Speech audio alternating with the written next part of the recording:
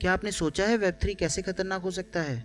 इसे समझने के लिए पहले आपको समझना होगा वेब 1 और वेब 2 क्या है।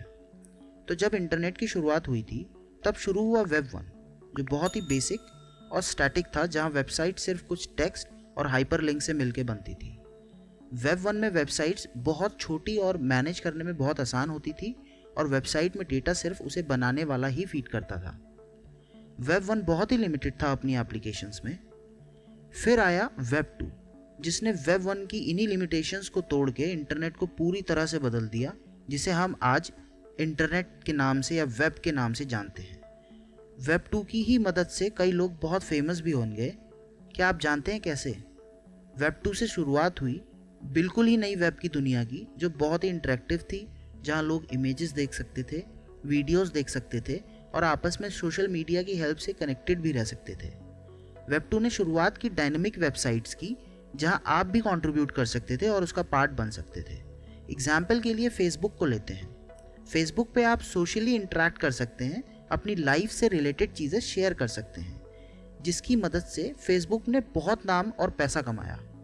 लेकिन यहाँ से शुरुआत हुई प्रॉब्लम्स की, जो आज बहुत बड़ी प्रॉब्लम बन चुकी है, डेटा प्राइवेसी।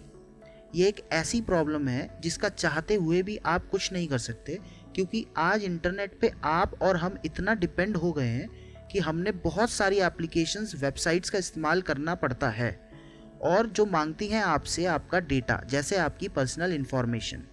और ये सारा डेटा स्टोर होता है सेंट्रलाइज तरीके से in form of plain information, और इस डेटा को कभी भी कोई भी एक्सेस कर सकता है, पढ़ सकता है, वो भी बिना आपकी परमिशन के। आज बहुत सी कंपनीज आपके इस डेटा का इस्तेमाल करती हैं अपने फ़ायदे के लिए, जिन्हें हम कहते हैं एडवर्टीजमेंट्स। कभी आपने सोचा है कि आप कोई चीज़ सर्च कर रहे थे गूगल पे या किसी वेबसाइट पे और थोड़ी ही देर में आपको उसके एड्स आने लगते हैं फेसबुक पे या कहीं और, या आप किसी चीज़ के बारे में बात कर रहे थे और उसके एड्स आने लगते हैं। यही है वेब 2 की सबसे बड़ी प्रॉब्लम। आपका डेटा शेयर होता है जिस पे आपका एक्सेस या कंट्रोल नहीं है।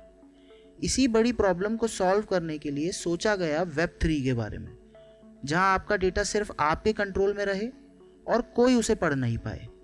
वेब 3 काम करता है डिस्ट्रीब्यूटेड टेक्नोलॉजीज पे, जैसे ब्लॉकचेन, जिसकी वजह से आप जो भी डेटा इंटरनेट पे शेयर करते हैं वो डिसेंट्रलाइज तरीके से स्टोर होता है और इनक्रिप्टेड फॉर्म में स्टोर होता है, जिसको सिर्फ आप ही समझ सकते हैं।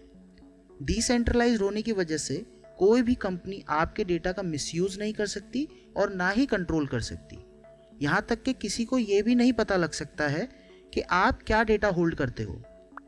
ये तो बहुत अच्छी बात है, लेकिन अब यहीं से शुरू होती है वेब 3 की सबसे बड़ी प्रॉब्लम, और इसी वजह से हमने वीडियो के स्टार्टिंग में कहा था कि वेब 3 खतरनाक हो सकता है। सारा डेटा इनक्रिप्टेड और डिसेंट्रलाइज होने की वजह से कोई नहीं पता लगा सकता कि आप क्या डेटा होल्ड करते हो, और किसी अथॉरिटी का उस पर कोई कंट्रोल भी नहीं हो सकता। तो ऐसे एलिमेंट्स जो इलीगल एक्टिविटीज़ करते हैं, जो कि हमारे और आपके लिए सही नहीं है, उन्हें आइडेंटिफाई करना बहुत मुश्किल हो सकता है, जो कि अपने आप में बहुत खतरनाक चीज़ है। इसके साथ और भी बहुत सी प्रॉब्लम आती हैं, लेकिन इसका मतलब ये नहीं है कि वेब 3 बिल्कुल ही बेकार है और इसे नहीं आना चाहिए। कोई भी नई टेक्नोलॉजी कुछ ना कुछ प्रॉब्लम्स के साथ ज़रूर आती है, लेकिन हमें उन प्रॉब्लम्स को सॉल्व करना चाहिए, ना कि उस टेक्नोलॉजी को ही बंद कर देना चाहिए। देखो, ये मेरा ओपिनियन है, आपका क्या ओपिनियन है आप कमेंट सेक्शन में ज़रूर बताइए।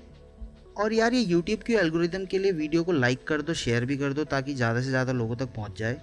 दोस्तों, अगर आप इंटरेस्टेड हैं प्रोग्रामिंग सीखने के लिए, तो मैं इस चैनल पे C#.net के ट्यूटोरियल्स भी बनाता हूँ, आप उन्हें चेक कर सकते हैं। अब आप जब यहाँ तक आ ही गए हो तो यार चैनल को सब्सक्राइब भी कर लो। ऐसे ही नई टेक्नोलॉजी से रिलेटेड वीडियोज़ और प्रोग्रामिंग सीखने के लिए इस चैनल पर बने रहें। धन्यवाद।